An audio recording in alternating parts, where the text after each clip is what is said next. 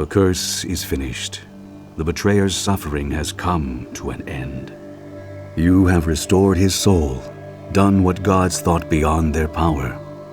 Akachi has gone to his judgment, to the fate that should have been his had Merkel not intervened. Not to lie within the wall, but to find rest amongst the false souls of old.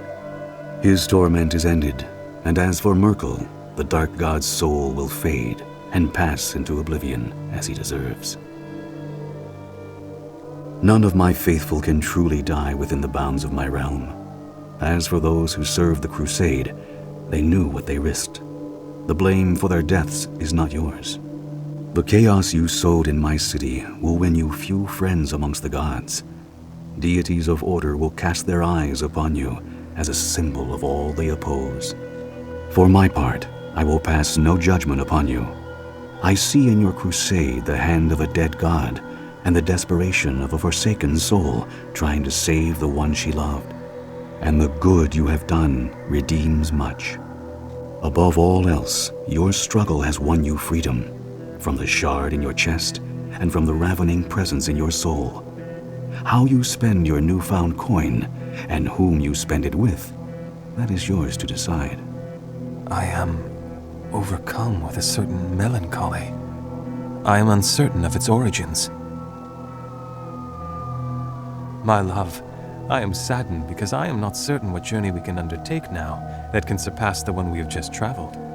You have met my mother in a sunken city beneath the waves, walked the plain of shadows, danced in dreams. Oh, and we have gone to the realm of the dead and back. Wherever can a poor hag spawn take you to impress you after such things? My dear, I suspect I shall always be trying to catch up to you. But I think that is why I feel for you as I do, and I am gladdened by it. We have done more than I dared hope. You have reversed the act of a god. The crusade, your crusade, is a great victory. It may seem a symbol, but symbols, like Akachi in the First Crusade, such symbols lend strength to others. It has given me strength.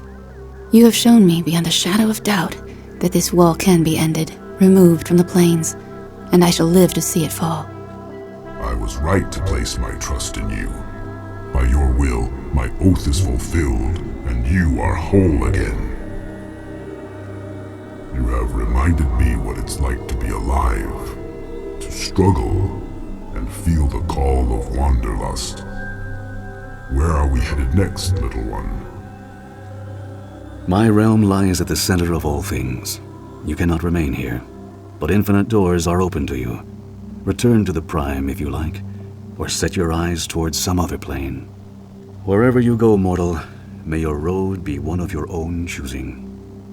And so you turned your back on my gray city, and chose a path that led you far from my realm.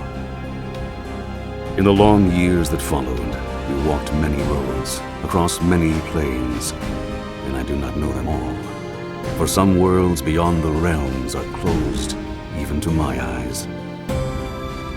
But your name emerged time and again in the tales of valor that swirled in your wake. Gann of Dreams remained at your side, his name linked forever with your own. Within the realm of dreams and without, you were rarely apart, and Gann's love remained true, a fact that might have surprised him before you first met.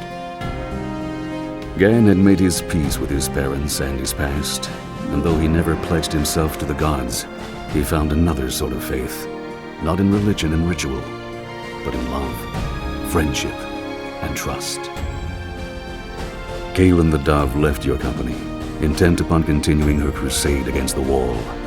She rallied those who had survived your assault upon the City of Judgment and led them to the Plane of Shadow, where she sought still more allies for a new and greater war. Your success was an undeniable boon to her, where before Kaelyn had found only tepid support. Now outcasts of all kinds flocked to her banner. But Kaelyn's idealistic nature proved her downfall as ever. She struck a bargain with the demi-lich Rammaq, thinking to sway him back to her cause.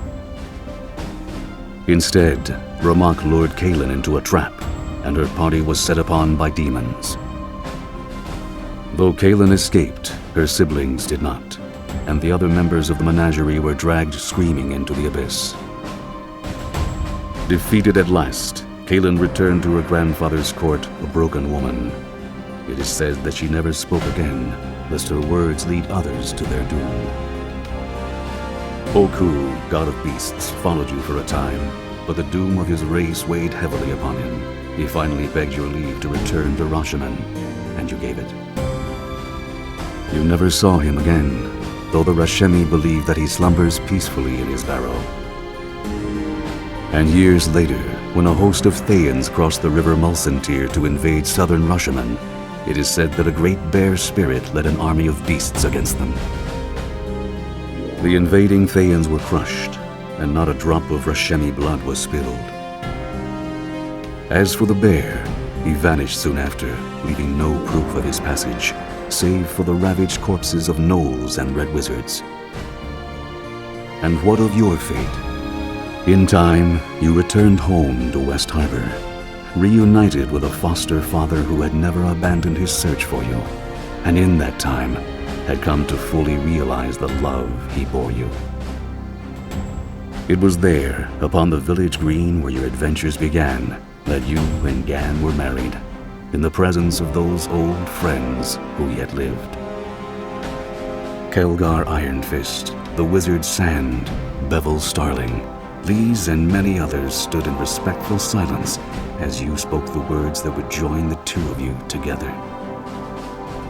Whether you would settle in the place of your birth, or depart once again to seek a greater legacy still, that story is yet to be told.